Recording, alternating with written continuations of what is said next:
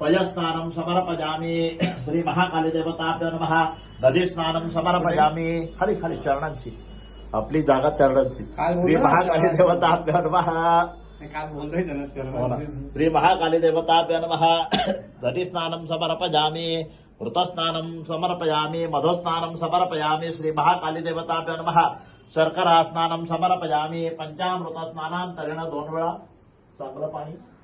शिंपडायचं चरणांची श्री महाकाली देवताभ्यो नमः